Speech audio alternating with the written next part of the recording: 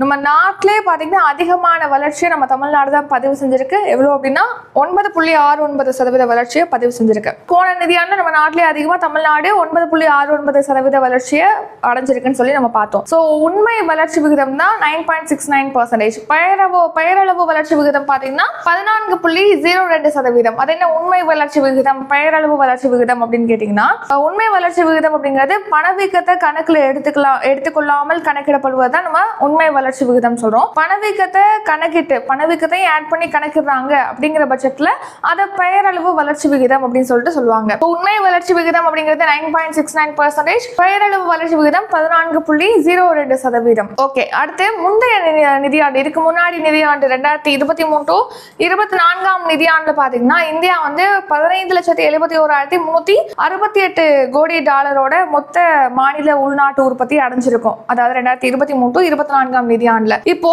போன நிதியாண்டு 2024-25 நிதியாண்டுல இந்தியாவுடைய தமிழ்நாட்டுடைய மொத்த உள்நாட்டு உற்பத்தி அப்படிங்கிறது பாத்தீங்கன்னா 17,23,698 கோடியாக அதிகரிச்சிருக்கு. அது மட்டும் இல்லாம நம்ம தமிழ்நாடு 2030க்குள்ள $1 டிரில்லியன் பொருளாதாரம் கொண்ட மாநிலமாக உருவெடுக்கிறதுக்கு திட்டமிட்டிருக்காங்க, இலக்கு நினைச்சிருக்காங்கன்னு நம்ம பார்த்திருப்போம். சோ கடந்த நிதியாண்டுல இந்தியாவுடைய ஜிடிபி தமிழ்நாட்டுடைய ஜிஎஸ்டிபி பாத்தீங்கன்னா 17,23,698 கோடி.